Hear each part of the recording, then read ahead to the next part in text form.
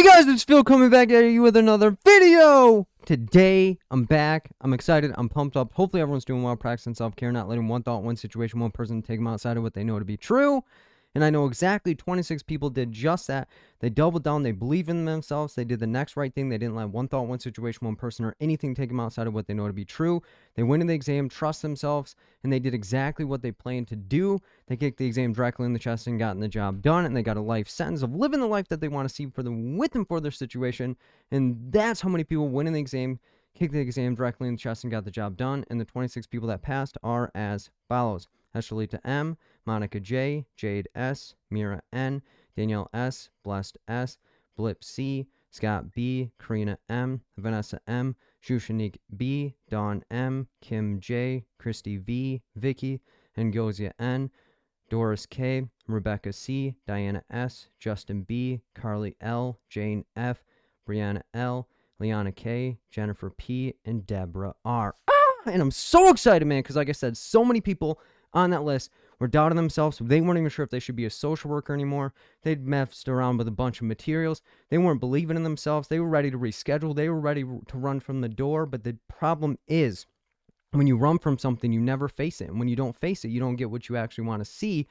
So do the next right thing for yourself. And that's the biggest thing that I can encourage you in this video. And the rest of the stuff that I'm going to be talking about is, don't just go through something, grow through something. And if you're like, man, Phil, I want to get a shout out too, you can send me an email at berda24@gmail.com, as well as if you want to rep and rock with me as well. You're like, man, Phil, I want to get a part of the Fill in the Gaps community. I want to do the next right thing for myself. The easiest way to do that, or to get into my Sunday study groups, and the next Sunday study groups are as follows: 925 DSM-5 children. So we're going to be going over DSM-5 diagnoses for children, not ways to memorize them, but be able to recognize and apply them to go into the exam and actually apply to the information that you can see within the exam, and going through practice questions related to those. 10-2 practice questions. So we'll be going over different myths that people typically spread about the exam, different types of questions that you can see on the exam. We'll be going over tips that I find most helpful for people to go into the exam, kick it directly in the chest to get the job done. And then we'll be going over practice questions. But as I always say, do not come into these sessions expecting to get everything correct, but come into these sessions being curious and correcting anything that is not going right within your process. Because a lot of times people come into the sessions, they get too many questions wrong in their view, or they think the questions are too difficult, or they're like beating themselves up. But the goal of this session is to help build you up, not tear yourself down and make yourself doubt yourself. The next one after that is 10-9, community interventions. So going over the different stages of community organizing, the different types of advocacy. We'll be going over case management and different questions related to those. The next one after that is 10-16, meds and DSM-5. So we'll be going over the medications as well as the diagnoses that could be related to those medications and practice questions related to those. The next one after that is 10-23, ethics. So we'll be tearing apart the code of ethics line by line, not to put you to sleep, but to put you in a position to actually understand it. Because a lot of times people come into the ethics session being like, man, I just need the shortcuts, or I need the special sauce. But then they leave the session saying like, man, I can even apply this information to the actual practices that I have outside of the exam. Because the purpose of me helping you is not just to help you pass the test, it's to help you get past who you once were to become the best possible version of yourself. So we're going over the code of ethics, subpoena versus court order, when you should refer versus seek supervision, and then we'll be going over practice questions related to those. The next one after that is 10-30. We'll be going over the defense mechanism. So we'll be going over different concepts related to those, as well as examples, and putting it more into perspective of not just memorize anything, but being able to recognize and apply them. Because a lot of times people feel like they know them, but when they get 2 in the same question, or 3 or 4 in the same question, they're kind of confused of like, man, what does this mean, or what does that mean? So again, I'm going to be giving you ways to be able to recognize and apply them, not just memorize anything, because we'll be going over the defense mechanisms as well as practice questions related to those. The next one after that is 11-6, human developmental theories. So we'll be going over Erickson, PJ, Kohlberg, as well as practice questions related to those. And the last one that I have planned so far is 11-13, acronym and practice questions. So we'll be going over the acronym that I recommend people to utilize on questions if it works for you, because a lot of times people get surprised when I don't recommend it to everybody, because we need to make sure it actually is something that's going to be useful within your situation. So the acronym: safety, feelings, assess, refer, educate, advocate, facilitate, and intervene, as well as going over tips that I find most helpful for people to go into the exam, kick it directly in the chest to get the job done. The 6-step process that I recommend people to utilize on every single question, and then going over practice questions. And like I said, for the 10-2 session, do not come into the session expecting to get everything correct, but come into the session curious to make some corrections to with and for your situation, to challenge yourself to become the best possible version of yourself. Because a lot of times the questions that I construct are more difficult than the ones on the test, because I would rather put you through a difficult situation outside of the exam than go into the exam when you've been practicing with easy questions and get destroyed in the test and start doubting yourself even more.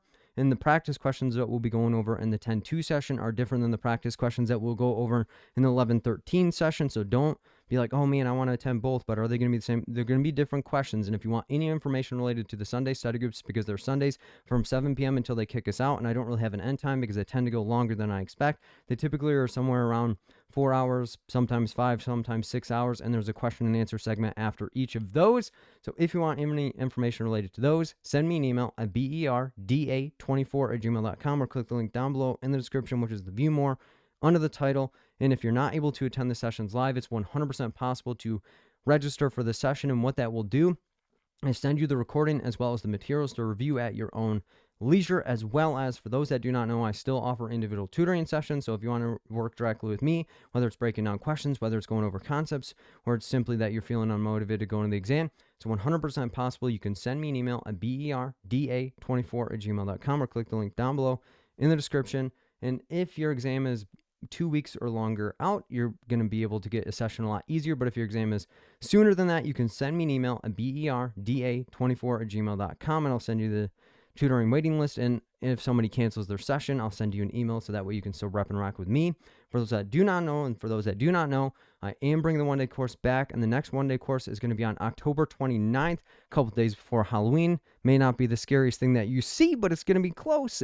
Just kidding. But the one-day course is going to be on 10/29. It's going to be the longest amount of time that you can interact with me, because the one-day course has been the most successful thing that I've ever been able to construct, because it, 1, gives you the most amount of time, 2, gives you the most amount of tips, but 3, a lot of times people go to other workshops or other things and they're like, man, you've explained it better than anyone has, or man, I've never seen difficult questions like this before, or man, I was locked and loaded the entire time and I thought I was going to have to just leave and da-da-da-da. So the one-day course is from 11 a.m. Eastern time until they kick us out. The last one ended at I think 1:30 in the morning, because I go until everyone, all the content, all the practice questions, and if anybody has any questions, I'm always willing to answer every question that you have. And if you're not able to stay the entire session, or not able to attend live, it's 100% possible to receive the recording as well as the materials after the session. And again, for those that are like, man, what is the one-day course? The one-day course is going to be on 10/29 from 11 a.m. Eastern time until whenever they kick us out. It's going to be going over the tips that I find most helpful for people to go in the exam, kick it directly in the chest to get the job done. Most common reasons why people fail, because what better way to learn what not to do than from people that have failed the exam and then subsequently winning the exam, grabbed by the neck, and got a life sentence, living the life that they want to see with and for the situation. We'll also be breaking down different content areas as well. We will look at subpoena versus court order, operant conditioning, referral versus supervision, the medications, DSM-5 diagnoses, the personality disorders, the schizophrenia spectrum, bipolar 1 versus bipolar 2 disorder. We'll go over different myths that people spread about the exam, the different types of questions that you can see on the exam. We'll also go over the 6-step process that I recommend everyone to utilize on every single question. We'll go over the acronym, as well as tie it all together with practice questions. And like I said with the previous practice question sessions, do not come into the session trying to blow out every single question, because the one-day course is the questions that I typically am like, all right, I need to give a lot more into these questions. Not that I don't give it into the other ones, but it's more sacrifice for people to be there. So if you come into the session, don't expect to get every single question correct, but come in curious and be ready to correct the things that are not correct within your situation. And again, if you want any information related to the one-day course, you can send me an email at berda24@gmail.com or click the link down below in the description. I'll take you to my calendar. And if you're like, man, my exam is before 10/29, I want to get the one-day course, it's 100% possible to get a previously recorded version. So if you want that, send me an email at berda24@gmail.com and I'll send you the link to send payment, and I'll transfer the information to you. As well as, for those that do not know, Audible's continue to partner me on my YouTube videos and my podcast. So if you want to support me as well as support them, go to my Audible affiliate link at www.audibletrial.com/fill-in-the-gaps. Sign up for the 30-day free trial. It's the easiest way you can support me. It costs you absolutely nothing. So it's amazing how many people have done that and how big the Fill-in-the-Gaps community has been. So again, if you're like, man, What is Audible? Audible is an easy way to get information on the go. So if you're busy just like me, or if you learn based on hearing, Audible is an easy way to get information and have audiobooks read to you on the go, so that way you can still become the best possible version of yourself. And if you're like, man, Phil, I'm going to sign up for the Audible affiliate link, what book should I get? There are a couple that I would recommend, and they are as follows: The Alchemist, Archer, UOU, as well as Traumatized. Each of those books are going to have lessons and blessings in each of them to not just help you progress professionally, but personally to become the best possible version of yourself. So if you want to support me, go to my Audible affiliate link at www.audibletrial.com/fill-in-the-gaps. Sign up for the 30-day free trial. I appreciate every single person that has done that. And if you haven't already, smash the like button down below. Hit the thumbs up button down below, because it helps amazing social workers just like you find my videos as well. And if you haven't already, leave a comment down below, something positive that's going on in your life, maybe a challenge that's going on in your life, maybe you kick the exam directly in the chest. Just leave anything in the comment section, because I don't know about anybody else, but I read every single comment, and I'm trying to reply to every single comment now, because I know getting that direct interaction, getting that support is important, so I'm going to try my best to do that. So if you leave a comment, you're likely going to get a reply from me as well. If you haven't already, hit the subscribe button down below, hit the bell notification next to it, hit the bell notification next to it, because it allows for you to get notified every single time I upload a video. There's going to be a free study group coming up relatively soon, so you want to have your notifications on so that way you don't miss it. And again, from the bottom of my heart, appreciate every single one of you guys. And if you don't know, the podcast, I've risen it from the dead, and now I'm uploading on my podcast. So you can find my podcast. It's called Fill in the Gaps on iTunes, Google Play, Stitcher, and Spotify. And it's amazing how many people are repping and rocking in that way too. And like I always say, from the bottom of my heart, I appreciate every single one of you guys. Hope to see you in individual tutoring, the one-day course, the Sunday study groups, the free study group, whatever capacity is. And it's not lost on me how many people share my name or how many people are repping and rocking with me. So I always say, from the bottom of my heart, I appreciate every single one of you guys, but I ain't letting you go just yet. But if that's all you wanted to do, or you just want to skip ahead and listen to the rest of the video, that's A-okay.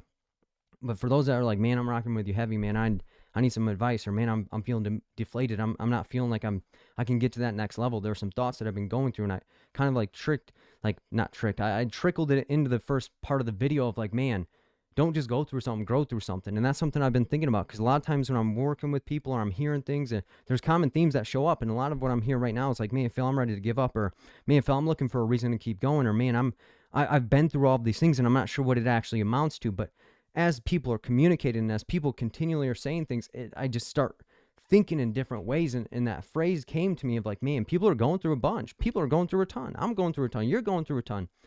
But the problem is, people just go through it. People just put their head down. People just grunt through it. People just grind through it. People just are doing whatever they can to survive, because that's the goal of life, is to survive. But a lot of times people forget, in order to thrive, you have to grow.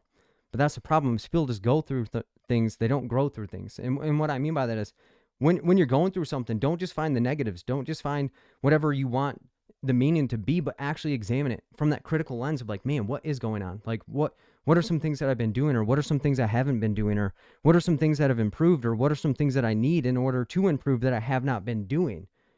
So in order to grow, you have to really identify, what are some things that are holding me back? What are some environments or situations or people or materials or anything that are kind of taking me away from what I know to be true?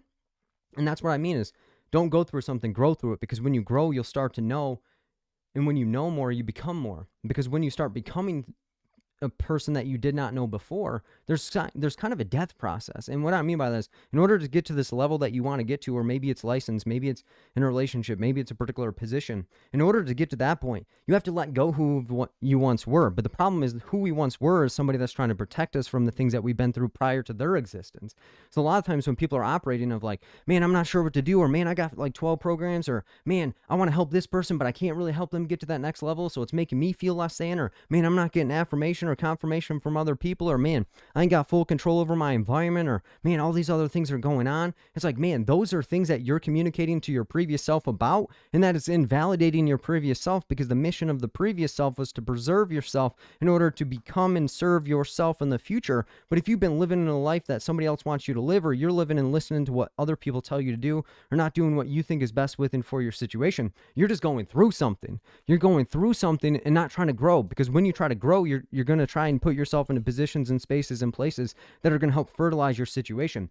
But the problem is, you oftentimes are going around people that are going to confirm and affirm you and make whatever decision you say is right, or they're going to tell you the decision you should be making, not listen to what you actually think. And when you feel unheard, you're going to stay in that mode of being herded together with other people of like, man, this is what they say, or man, that program tells me to do this, or man, I'm doing that, or man, I've done this before, or man, I'm doing that. But again, you oftentimes are doing things that you otherwise would advise other people not to do.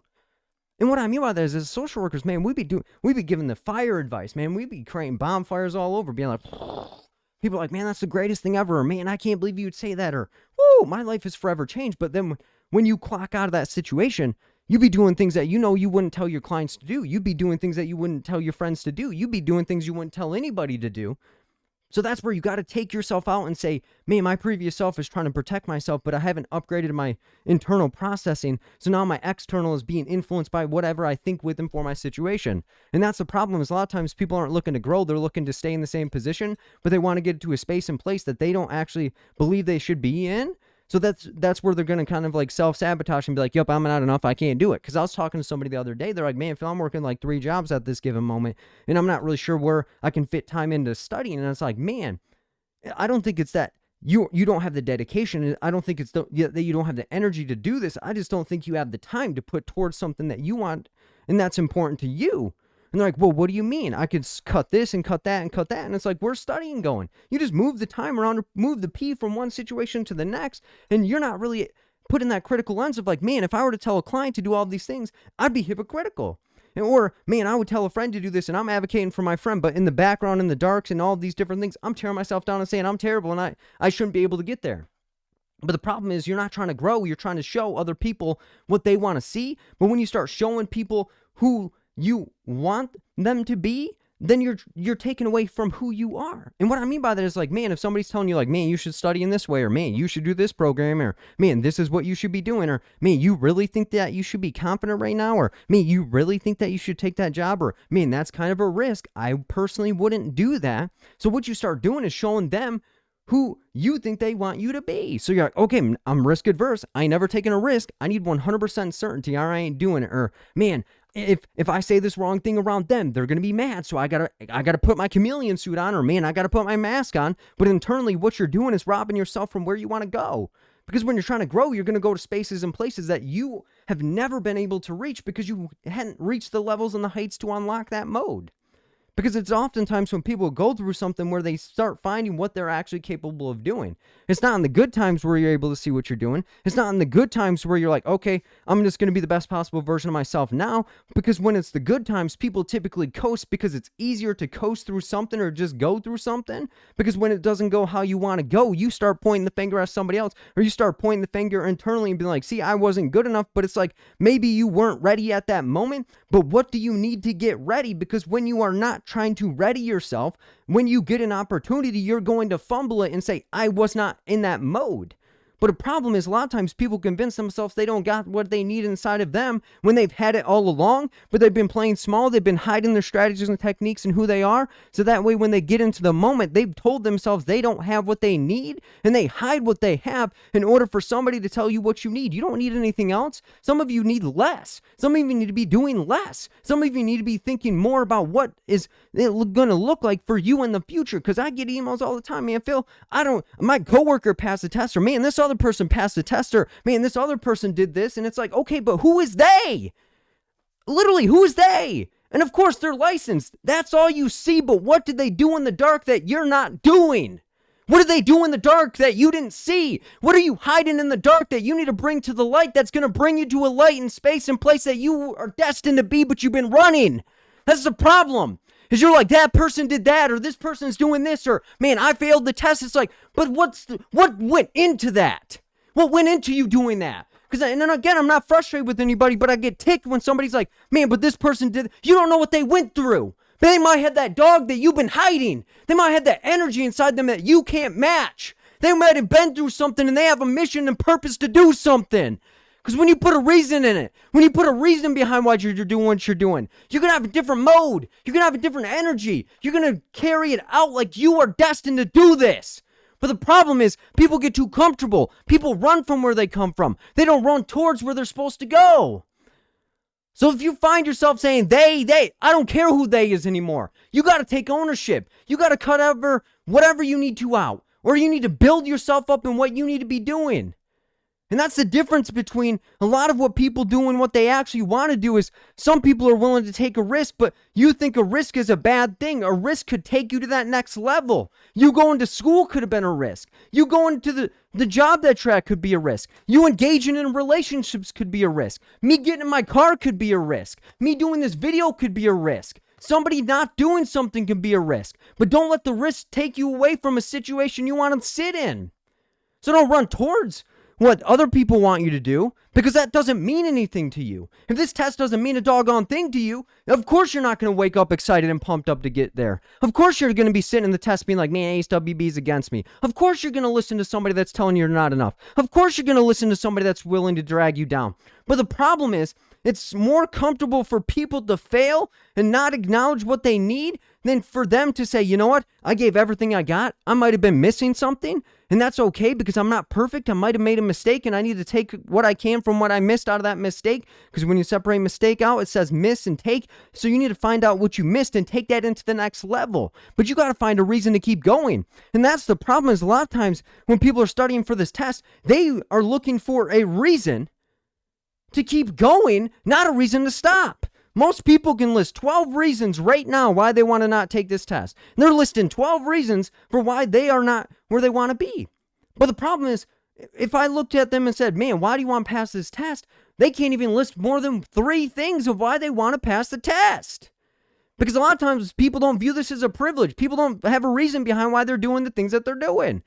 But at the end of the day, it's the person that has a mission. It's the person that's never stopped. It's the person that stayed consistent and stayed true to the mission of where they wanted to be, that oftentimes is going to surpass the people that are looking at somebody else. Because if you're looking at somebody else and running somebody else's race, you may catch them, but you're walking in their gift. And your gift will make room for you, not make room for somebody else. Somebody else's gift isn't going to make room for you. So you got to do the next right thing for you. That's what I'm saying. Don't just go through something. Don't just hide what you've been through, but actually expose it.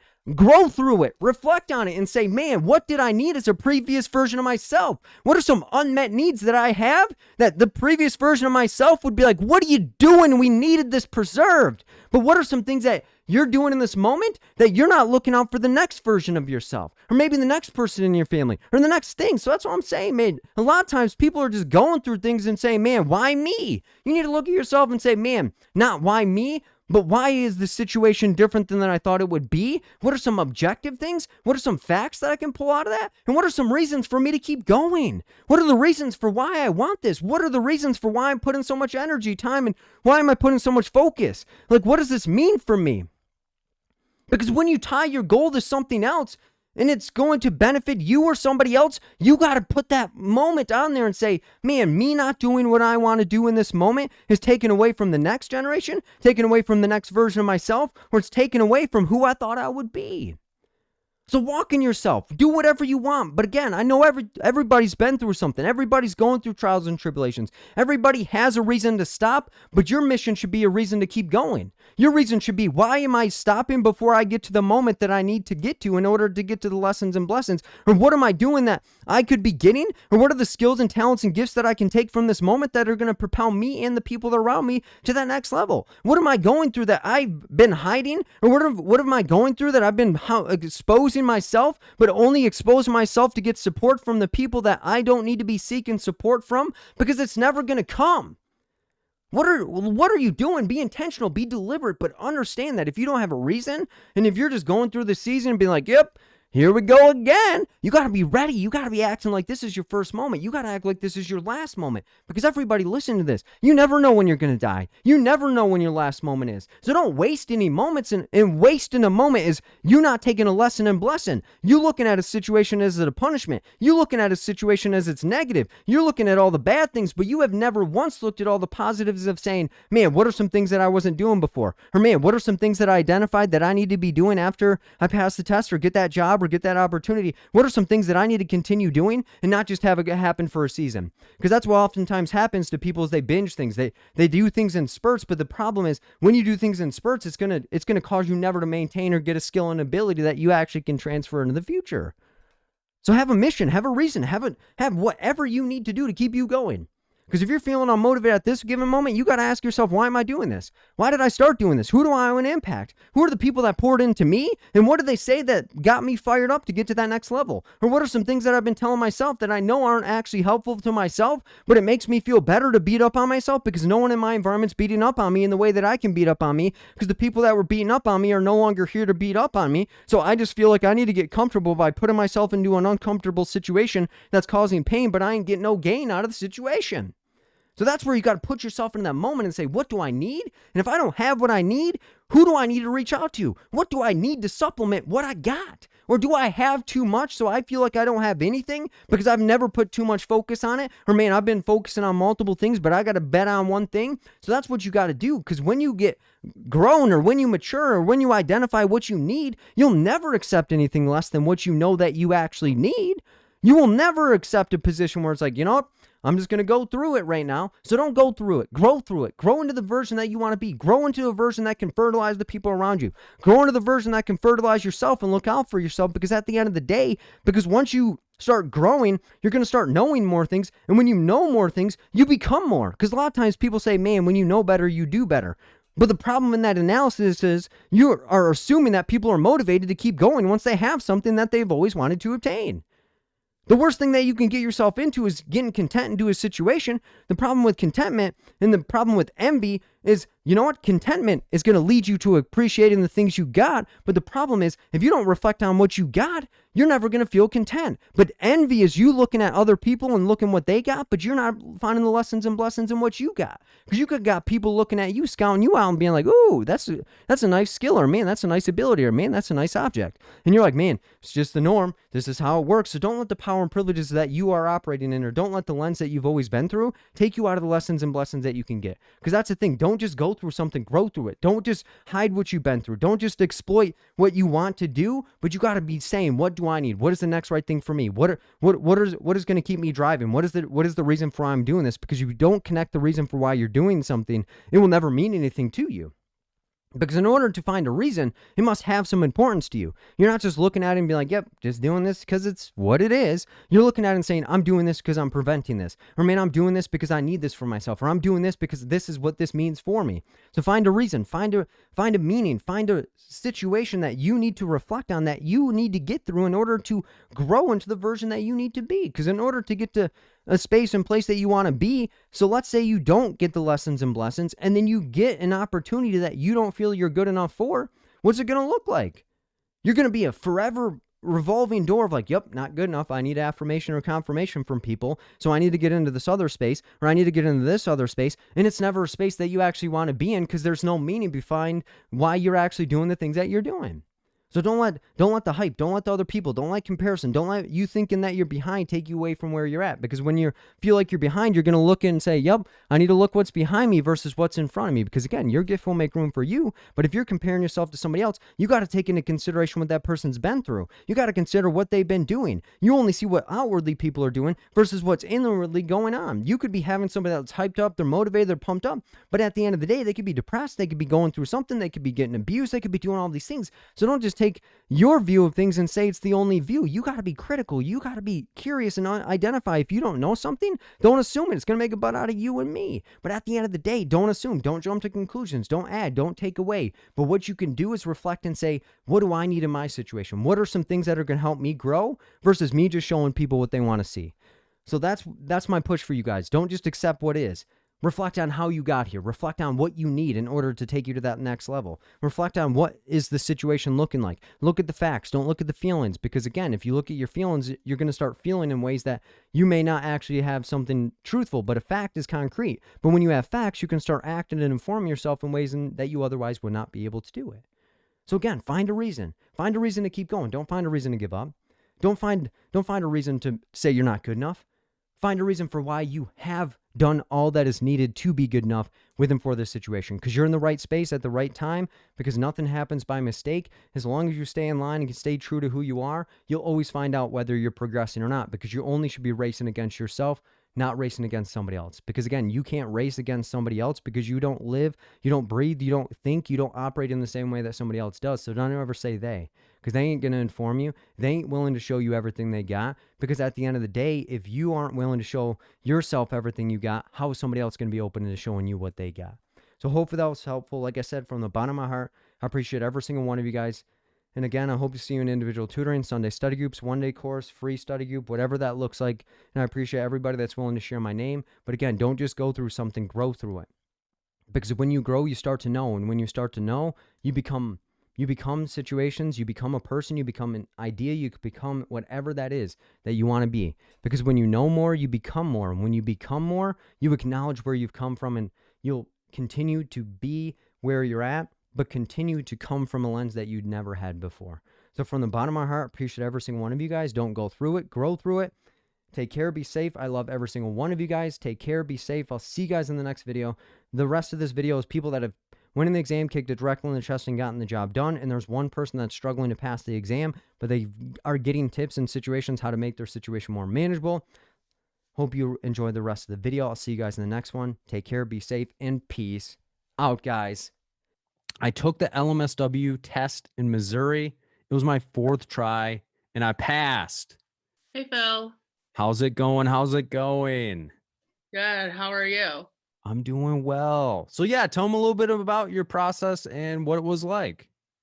My name's Erica. I took the LMSW in Missouri right before Christmas, so back in December, and it was my 4th try. I've tried to I've moved around quite a bit, so I've taken it in Illinois, I've taken it in Tennessee, and so I actually took it for my 3rd try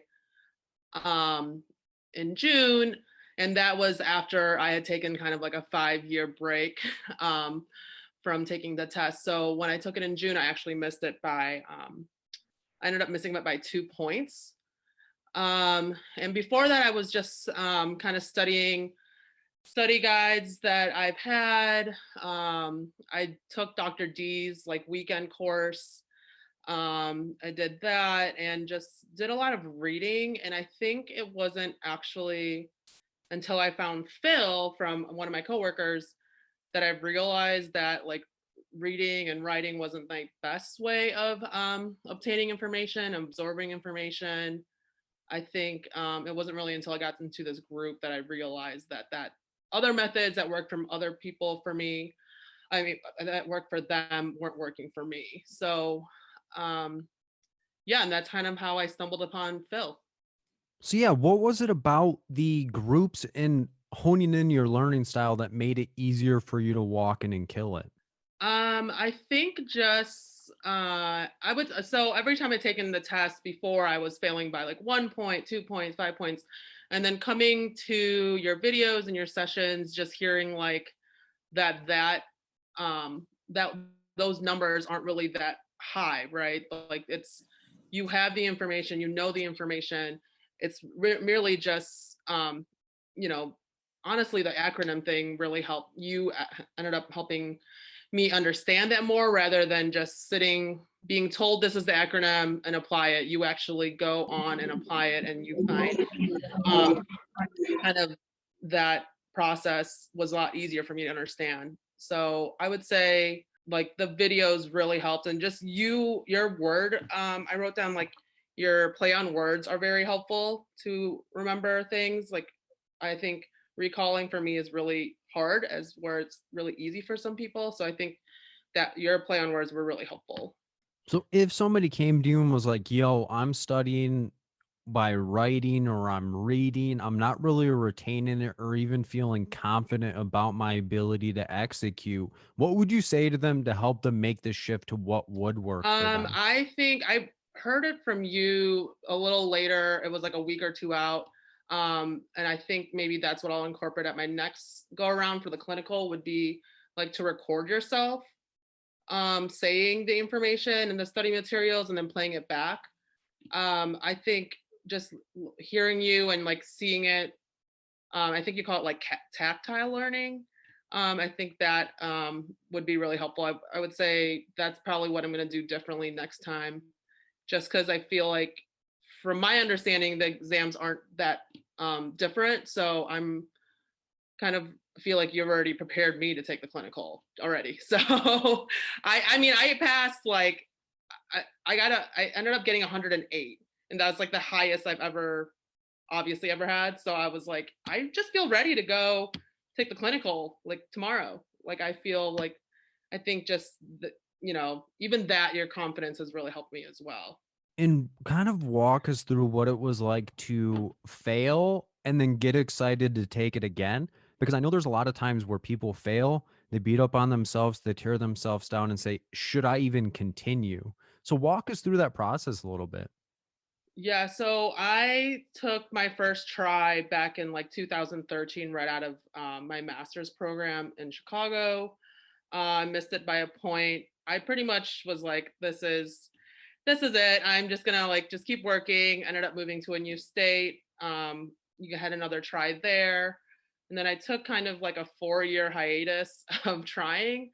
And I think this go around was just really, I mean, it's just a way to advance myself in my career and get to where I want to be, or have the opportunities to do what I want to, do. So I think that really helped push me. I don't really have a lot of responsibilities right now. That was an extra plus. So I could just kind of focus on the studying. But after I failed in June, I kind of took like a month off, kind of and like enjoyed the rest of my summer, and then just really focused on like, I have the time right now, I have the motive, I can get this done, get this completed, so I can move to the next step. So I think it's just really, for me it was just kind of like a lot of self-talk, to motivate myself to just keep going, because I was definitely very very drained. I had been studying for like 6 months because I had a 4-year gap of just knowledge. So I think also taking some time off when you feel like you need it was really helpful, and just kind of realizing like why you started doing this in the first place, why you went to your social work program, things like that was really a motivator for me. Awesome. So being able and willing to invest in yourself and saying, I'm worth this break and I'm worth putting this effort in, and then just channeling everything that you needed to. Yeah, definitely. And like I said, I think just remembering, why you're here in the first place. I think I don't really get that down on myself easily, so I don't really feel like I ever like was. I was watching some of your videos, being like, the beginning of them would be like, just forgive yourself and all this stuff. I was like, should I forget? I was like, what? I was like trying to think about like, should I forgive myself? I don't even know. But just taking that break and like kind of recharging, I think really helped. And I don't know, just keep at it. I mean, we all are here, we all started doing social work for a reason, and I think it's gets lost sometimes. But the test doesn't really define you. Like I remember the times that I failed in June, I was like so frustrated. Like I was like, I know I'm a good social worker. I know I'm like I can do my job really well. I know it. So I think like focusing on that, because then looking back, I was like, obviously I'm a good social worker. It's just, I mean, how you even laid out like the test as a professional test, not like an academic test, like that was really helpful for me to understand too. So just, yeah, I would say definitely listen to all of Phil's recordings. Take, I was studying, like I was like laying in bed with you, like had all the videos were on, and just like listening before I went to bed, like that really helped me too. And so every one of them has different topics and things you go over. That was really helpful. And that's the wildest thing too, is like when you find what works for you, it's hard to stop yourself to want to get excited and to Yeah. stop studying even rather than, man, this is like a life sentence or detrimental thing. You're like, I'm excited to get as much knowledge as I possibly can and walk into the exam and just rip it apart. Cause now I have my like adequate weapon to like kill it. Yeah, and I think like at the last session before I took my test, like there was somebody that shared like the meditation video on YouTube that I utilized that. And they were talking about how like their breaks during the exam, they had taken two. I had actually like not taken one at all in June. I just went through it. Um, and I think hearing other people say like they took a break in between, and I incorporated that into this try, and then I also last month I asked you like, if you suggest like reading questions and you didn't. And so I actually ended up like at the end not even having any time to review questions because I think that in the past has been something I've gone back and then like have changed answers and then like come to find out I was one off. So I really focus on not doing that this time. So that was something that was shared at the last one that I thought was helpful as well. And it's good to hear that you just took the recommendations, did what you felt was right for you, not just templating, not saying, well, this person said this, or I need to do this. It's okay, I'm going to take that information in. I'm going to see if it works for me or doesn't, and then let go of the rest. And I feel like way too many times when people are preparing, they're like, I need to take as much as I can, and then feel like over encumbered and like I'm not even sure what I should do.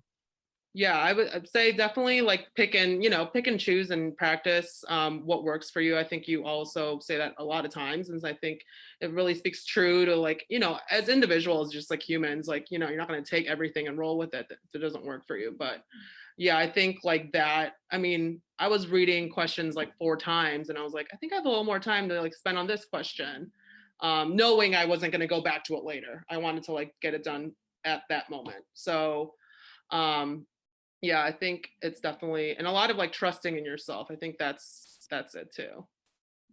And if you had one more piece of advice for somebody getting ready to walk into the exam, what would you tell them? I would say be confident in yourself. Like the answer that really drives me. Like your voice, and I know you joked about this like a week before I wanted this, but your voice was like really in my head, like reading the questions, quick review, like all those things like were really really stuck to me and just really helped me just get through it because I really felt a lot more confident going into that time than I had back in June. And I think that um your energy and your videos just really helped me push that over. So really appreciative of everything. It's my pleasure. And if you need anything in the future, just let me know. And I really, really, really appreciate you coming back and sharing your experience. Yeah, of course. I can't wait to see you in like 3 years. So It'll be I'll my be there. pleasure. I was going to say, I'll try my best to be around then. I've saved all your like Gmail emails until like I was like, okay, at least I have these topics saved.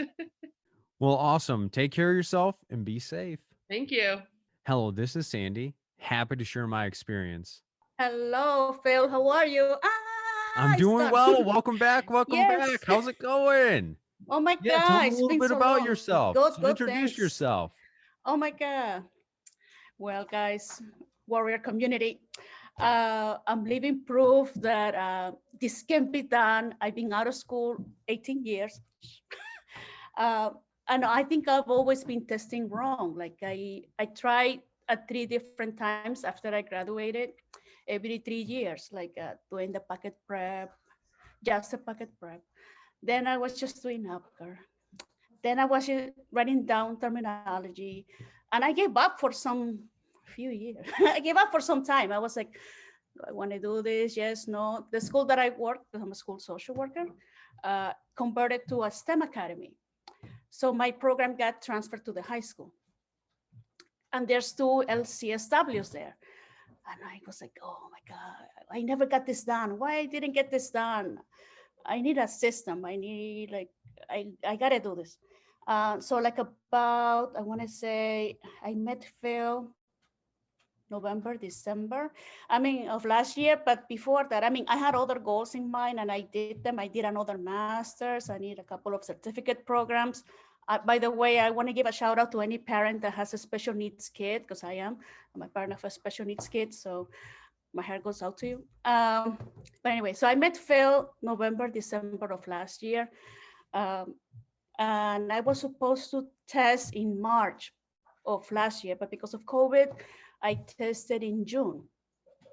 And I was close. I missed it, I think 5-6 points. So I was like, oh, I gotta try this again.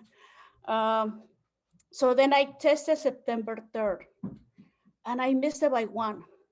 And that's when I got mad. I was like, oh, what didn't feel covered or what didn't I cover enough? I was blaming like left and cry. I didn't speak with you like a couple of months. I was mad. And I think I had to get to that point and deal maybe with my test anxiety and stuff like that. So, but then I tested December 5th, and that's when I finally nailed it. um, so some suggestions that I have, I wrote a couple of ideas down. And you always talk about this, like find out what type of learner you are. If you're an audio learner or a visual or kinesthetic. Another thing I did was I created my own playlist uh, via YouTube. So I had a lot of music there, a lot of classical, a lot of metal, metal. I also had some motivational speakers that I listened to. So I put that in there too. I was able to listen to a couple of college lectures from U of M. By the way, congrats, that's awesome. I'm gonna be teaching. Um, what else I did? I applied for accommodations when I tested because English is not my first language. So I got that, I used it, but I didn't get to use the whole time, but it was better to have it than not to have it. So if your first language is not English, I suggest to look into that. Um, Another suggestion I have is like dealing with test anxiety, because that was big for me. So I was speaking with somebody and she gave me some ideas how to deal with anxiety. We did a lot of grounding techniques. We did some journal writing. We did some diaphragmatic breathing.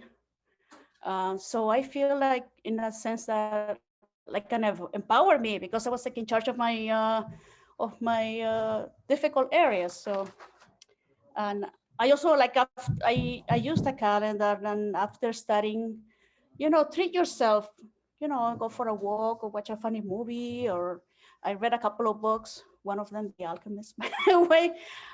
So keeping that oil in the spoon, like I was having that, like I gotta do this. So now it's finally done. Now I'm actually working towards my hours for the LCSW. It's coming. So I'm doing some institute training now. And I think I'm on that generativity versus stagnation stage. So this is what I want to like do. So that's my story. So walk us through this. Like if somebody is not passed on the attempt that they thought that they would, what was it like to refocus, regroup, and then get back at it with as much tenacity as you could? I think that you got to think back on being so close, because I was so close by 6 points, and then by one, and I was really upset when I missed it by one, and I was like, all this time, all the things I've done, all these sessions that I had with you, all this, I was thinking back of all the things I've done, and I was like, I'm so close. I gotta do this, and that was my 2020 goal, like to nail it. I was like, 2020 is not over. I gotta try one more time. So that's what I kept in mind, and it also, have intention, because intention rules every outcome, and just have the energy to put it out there, and that energy will come back to you. I'm a firm believer of that, to show up, to glow up, like you say. Yeah. And if somebody was hesitant or like, man, I'm not really sure if this would work for me, or what was it like to reach out for additional assistance when it's difficult for you to be like, man, I need assistance? So walk us through that of what it was like to be somebody that's like super independent, wants to do everything, and then is like, crap, I need to reach out for help. So what was that process like? I think you have to think about, owning up to that, and do a lot of internal work, and look at yourself, and deal with that, because that's an obstacle that you want to overcome while preparing for this test. I think as social workers, we're always thinking of just giving, but not taking care of ourselves. And that was like something that I had to do in order for me to pass it. I was so really looking at that, and I'm glad I did. And it's very helpful. So, yeah. Any other piece of advice that you would give somebody that's one, getting ready to walk in, or two, they've just failed and they're not sure if they want to go at it again? Believe in yourself. You can do this. You can do this. This is not, and may think, oh, but Phil doesn't understand, or no, this is your thing. He may never understand what this means for you. You have to do this for you. So you just gotta, I think you've been very helpful. And I told you, like, your slogan should be something like educating the mind and nurturing the heart, because that's what it felt for me. Like you were giving me all this info, but you were always like pushing me. You're like, oh, Sandy, do this. And then I was like, I hear you, Phil, but I have to believe it. And that's what you have to own it and believe it and give it your best. Awesome. Yeah. And from the bottom of my heart, I appreciate you coming back and sharing your experience and allowing me to be a part of the process. And if you need anything, just let me know. And I know I'll be looking out to help you walk in and slice the clinical exam apart. Thanks, Phil. I'll be in touch. Thanks. It is my pleasure. Pat from Ohio here to share past the LICSW. Well, hello. I am Pat from Cleveland. Hey. And I took the clinical test, LISW, and I have been rocking with Phil since about August or so. So initially, I passed like on my fourth try, but initially I missed by like the first time 12, and then the other times like 1 point or 2. And I was clearly frustrated. I started gathering up all this crazy materials that I could find, which I totally discourage you from doing. Um, so Phil said, find what works best for you and use that. And that's what I stuck and stayed with, which was I'm a visual learner, and reviewing right after the next day, after we did the sessions, I would review the information right away. So that's how I got started there, basically getting away from using a lot of material that wasn't working for me. And what was that process like? Because I remember first telling you, like, man, you may have to do less and you may have to cut out some of the, for lack of a better term, like fat off of the study materials. Welcome through that process of you being like, Phil, I might come and find you and hurt you, man. I need as much as I can get. Yes, I'm going to tell you, when I initially came, it was like, okay, you got to pass this test. I already had my LSW, but it was like, okay, you need to get this test to move forward. And so it was crazy, because sometimes you can hold on to a lot of material feeling like you need that crutch and you really don't. It's really an issue with finding out what works best for you and actually using it. Another thing was the studying. You said if you're studying for hours and it's not, you're not retaining it, it's not doing you any good. And I would work all day and come home and try to study 3 or 4 hours. And of course, I probably only took in an hour.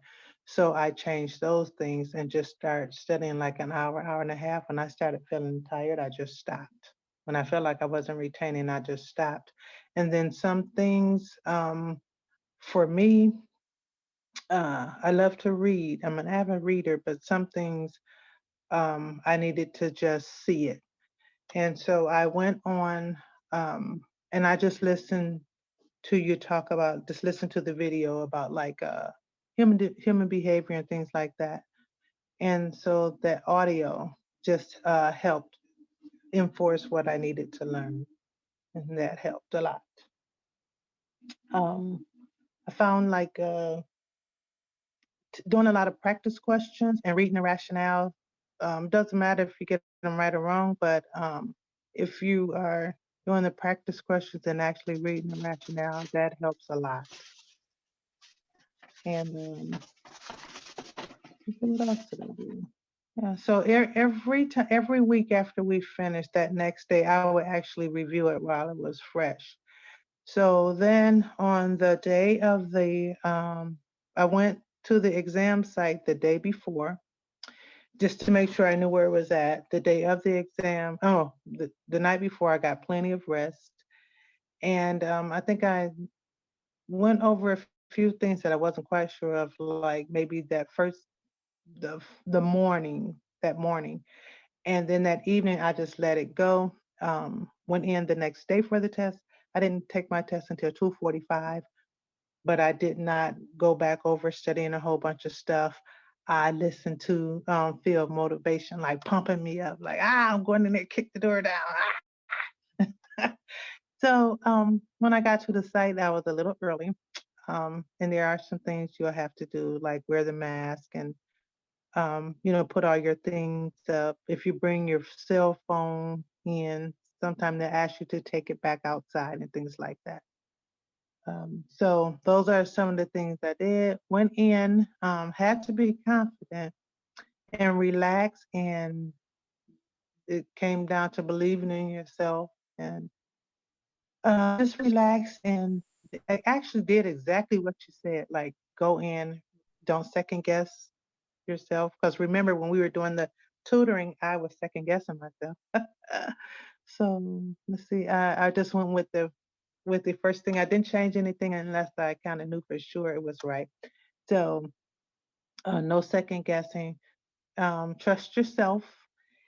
Read carefully. Don't rush yourself. And I think you'll do well. And if somebody came to you and was like, I'm getting ready to take my test, I don't know anything, I need to get as much as I possibly can, they're just all over, they're anxious, and they're like, oh my God, I'm not even sure if I can do this. Should I reschedule? What would you tell Don't them? reschedule. Anchor yourself. Anchor yourself and trust yourself. I think sometimes I heard this phrase called everything we want is on the other side of fear.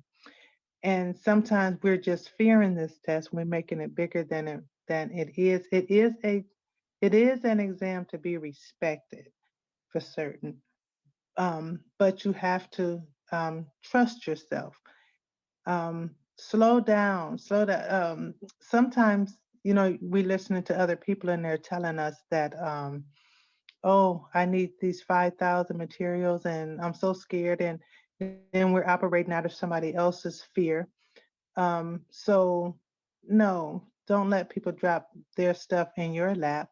Um, you know, you move that fear aside and you go in and trust yourself and do what you need to do because you've already earned it. A lot of this stuff because you went to school, you've graduated, and you know it. So just know that it is, prepare yourself, pray, because I certainly did. Prepare yourself and go in with all the confidence that you have and knock this test out. Relax, relax, relax. So just kind of That's what I would owning say. your situation, giving Mhm. yourself credit for the things that you have rather than focusing on the deficits or things that you don't have, and just leaning in and saying, the only thing that can stop me is my process in the actual exam and nothing outside of it. Nothing else outside of it because you don't know the even when people say I took the test and oh, you're going to have to know this and that, you don't know what you're going to get until you actually get in there. You don't know what version of the test you're going to get. You don't know unless it's before you, like you said. You don't know. The only thing that dictates whether you're going to pass the exam is the exam itself. So preparing yourself as best you can, relaxing, getting good rest, and trusting yourself is the best thing you could do.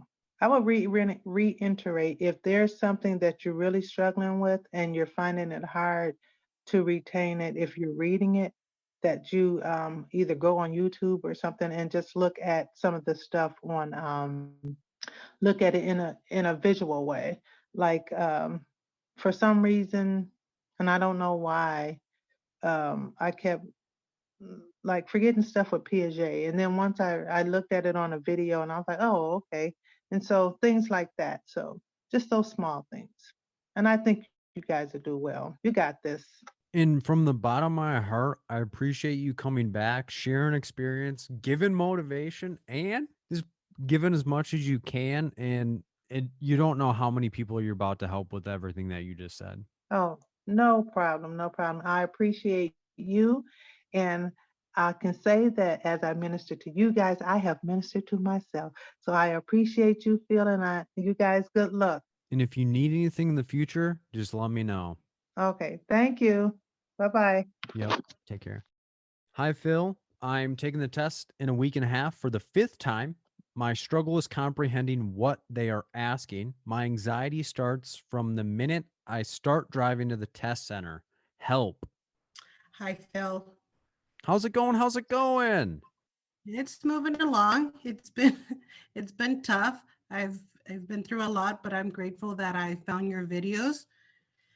And right now, I guess my fear as I'm hearing the 3 individuals that were sharing their experiences after passing is how to stay in the game. I tell myself every time, the last 4 times, I need to stay in the game. The first time it was something that I didn't know what to expect, what I was going to get. And after that, I shared during my group supervision, and I remember my group supervisor saying, you need to stay in the game, because if you give up within the first questions, then you've already taken yourself out of the game. So I started to practice that, and I stuck with the same material that I had purchased throughout the last attempts. I haven't done anything different. I think my issue has been, because English is my second language, just being able to really, I guess, take the time and understand what they're asking me for, what they're looking for. And after coming across your videos and listening to some of the group studies that you've done and what other individuals have shared, I think I'm starting to get the sense, but the issue is my test inside. Like I said, it starts to build since I'm on my way there. Like I start to feel my neck stiff, and I'm driving slower than I usually do.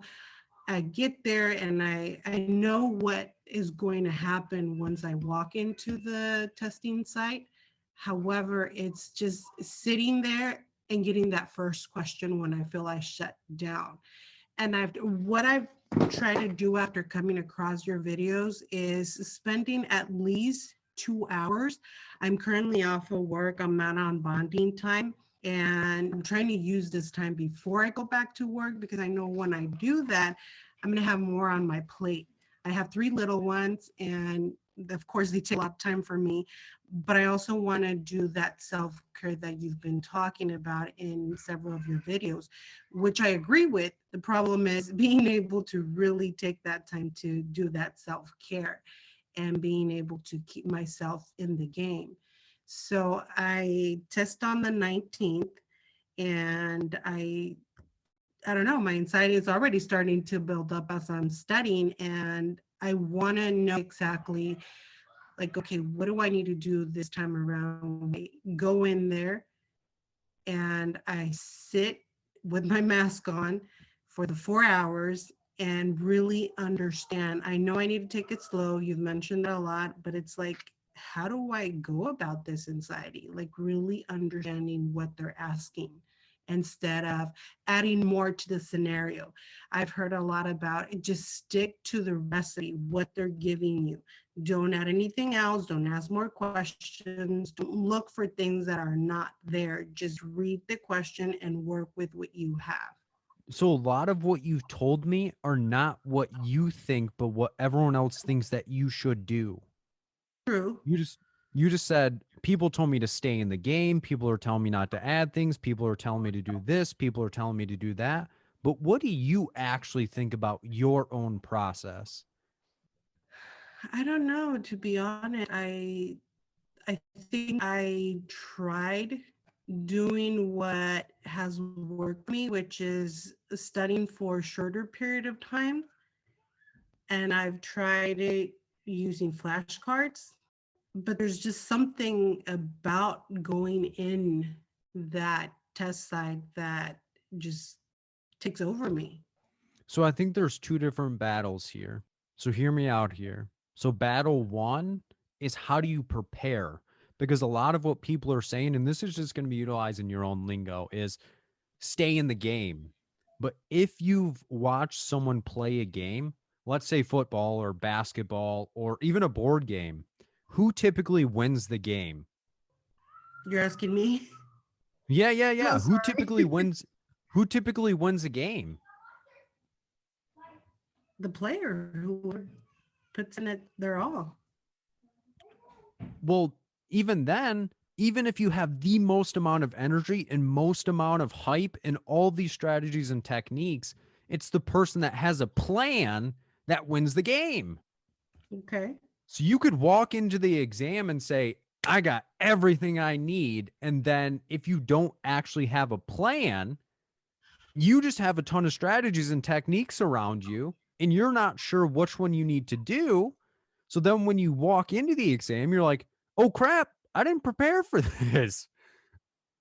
I just thought I had all of these things that people are telling me. So that's the first battle. And the second battle is letting go of your previous attempts and walking into this fifth time like it's your first time. Easier said than done. But what I mean is, when you walked in that first time, you were probably excited. You were probably pumped up. You were probably geeked. You're like, whoa!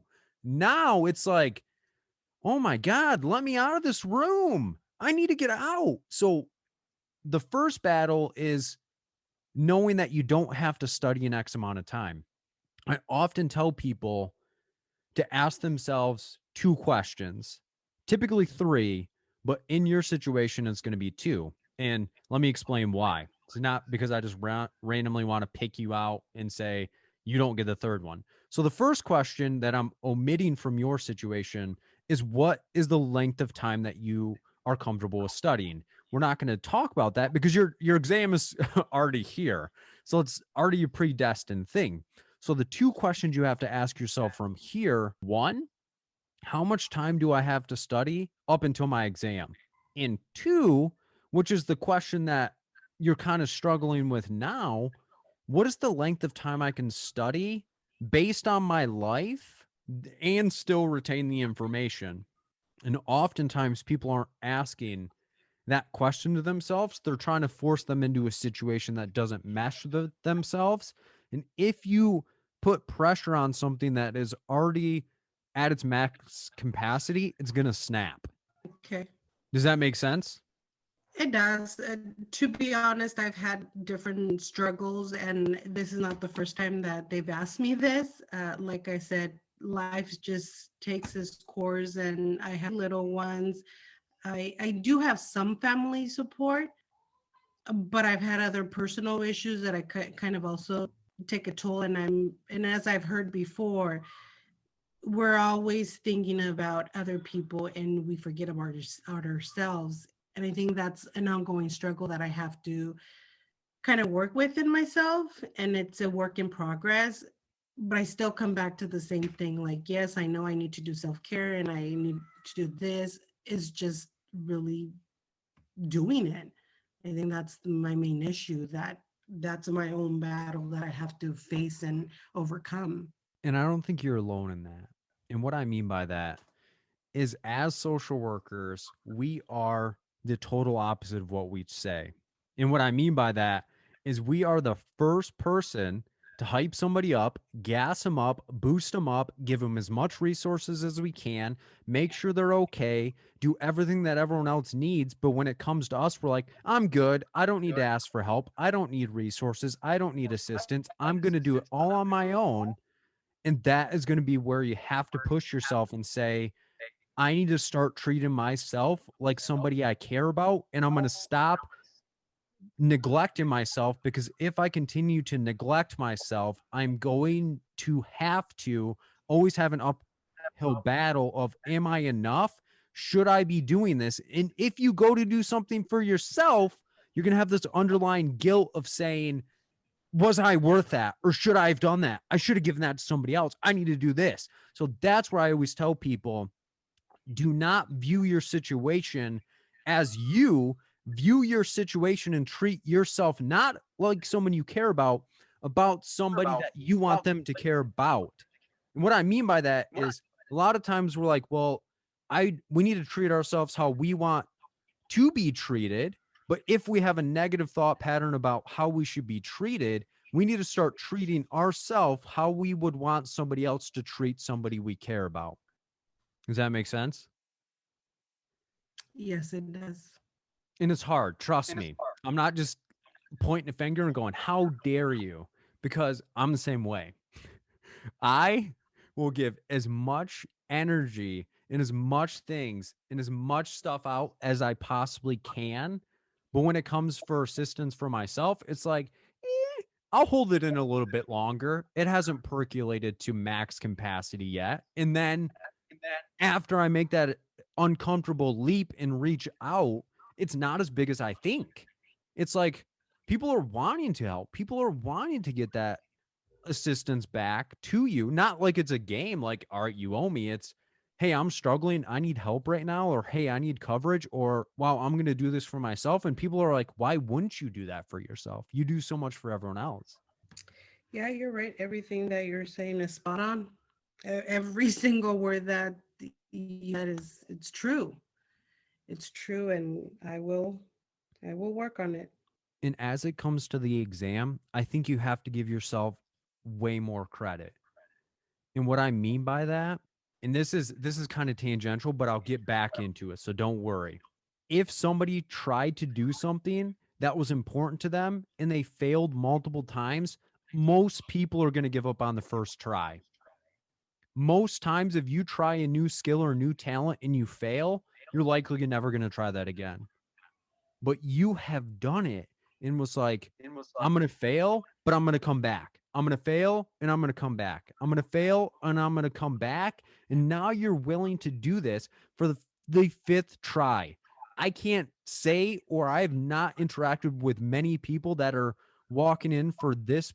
Not that people don't, but that have as much excitement and curiosity as you do right now. Most times when people are like, man, I'm getting ready to do this again, they're feeling defeated. They're like, I'm not sure. You have a ton of skills and talents. It's just a matter of letting go of those previous attempts, forgiving yourself, knowing that you're in an amazing position and you are the closest that you have ever been to passing the exam ever, based on the fact that you can't go back, but you can only push yourself further. And what it will take for you to push yourself further is sitting down and saying, what do I need for my situation, rather than laying my hat on what everyone else is saying, because I'm worth it. I'm going to prioritize myself and nothing else is going to matter for the next couple of weeks because I need to lock this down.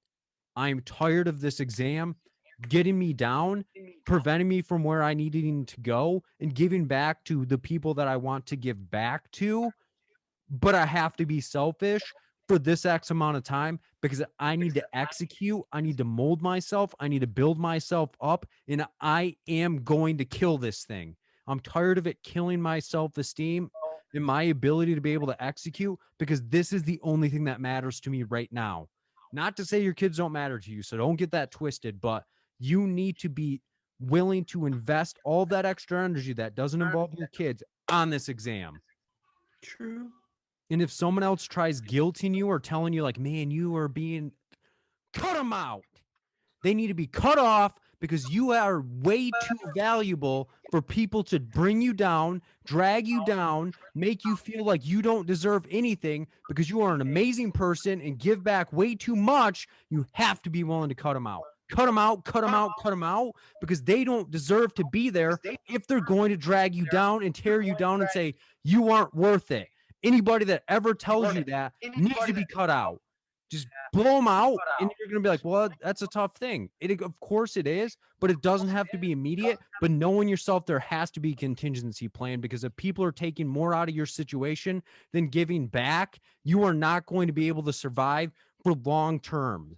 You need to be willing to have people that are mutual around you, building yourself up and taking you to the next level. And if someone is dragging you down and tearing you down and not letting you become the best possible version of yourself, you need to get it to where you're in an environment, you're in a situation, and you're able to give everything that you need to this moment, because this is the only thing that matters right now to give you and your kids a better situation. Amen. And that's it. And that's where a lot of times amazing people, especially social workers, not to say other professionals don't deal with this, but we want to help people so much that we hurt ourselves and we don't ever mend or tend to ourselves. And then we start blaming ourselves for not being able to push ourselves to that next level, but we don't have enough in the tank. We don't have enough gas in the car to take us the distance we need to, and no one's willing to give us extra gas money to get there, even though we've given them everything that we have in the past. So that's how you switch it off to, I'm not struggling to pass this test. I'm struggling to have enough energy to get to the test because I'm given too much. So my biggest recommendation is to sit down and say, what do I actually need to do in the exam? I don't need all these extra strategies and techniques people are telling me. They're trying to help me, but they're not guiding me to where I need to go. And this is where I need to reflect, what in particular do I need and how can I get there? Okay. Thank you so much. I appreciate it and appreciate your time and everyone's comments as well. I appreciate the support. It is my pleasure. And send me an email. I'll let you into the study group tomorrow because I want to help. I want to make sure you get to the next level and have that support. So send me an email and I'll get that carried out and just get you into the group. Thank you. It is my pleasure. You know, when you come to these sessions that I'm going to get fired up at one point in time, but it's oftentimes when people are not allowing other people to get to the next level or allowing people to mend and tend, because that is one of my biggest pressure points, is when people, they just take. And it's often social workers that take the blunt of that, of, man, I'm just going to keep giving and doing this. And it breaks my heart when people question who they are and their capabilities based on the negative feedback of other people. That's what typically gets me. Hi, Phil. I need some assistance on how to study. It is so much information and I don't know how to make it all make sense. Help. I failed the test once and I want to bang it out this time. Thank you. Hello. How's it going? How's it going? It's going. It's going. Yeah. So walk me through this. Like, what makes the information seem like so much for you? It's just like knowing all of these theories and the theorists, and it just seems to be so much information, and I don't know how to categorize it. Like, and I don't even know how to study. I've tried to take a couple of tests on whether, to determine whether or not I'm a visual learner, my style, and it comes so close to, I think it was visual and audio or something like that. It comes so close to two of them that it's hard for me to determine which style I am. So it makes it a little difficult for me to try and study. But, I got this big, thick book that I got from my college. And I'm like, should I be reading this book? I just don't know what to do. And I'm running into the same issue that I had, when I failed it back in August of 2020. Just how do I study? And I think something that you have to allow yourself is to not be so like structural and say, I need to be one style or the other, because it is possible to have multiple learning styles. So if you're finding yourself being, let's say, visual audio, so let's give that example. So if I'm visual, and this is how, because a lot of times people are like, Phil, you're a huge proponent of learning styles, but you don't really tell us how to get it done. So an easy way to figure out what your learning style is let's say you had one of my YouTube videos up and you muted the audio and you just watched it happen and you were able to understand what's going on without the audio. You're a visual. However, if you have the audio and the visual going, and it makes more sense than if you were just watching it, you may be an audio visual. But let's say you're somebody that has it muted, you're watching what's happening, and then you have the urge to grab something and start writing the stuff down, visual, tactile. But let's say you're just able to not even watch anything, but you're hearing it and you're writing it down, tactile. Do you see what I mean? So there's hybrids all the time. I wouldn't say it's rare, but but it's very difficult to say that somebody is one way or the other because we often learn in different ways and in different environments based on it. So if you have a huge book and it's not making sense to you, you might have to give that book away or record yourself reading the book so that way you have a audio copy and taking notes while you're reading. If you're feeling that urge, you may have to have audio and the tactile ripping through your veins to make sure that you're staying true. And that will make it less difficult to know, one, how you need to study, and two, what you need to do for yourself. However, when it comes to the exam, you don't have to memorize everything.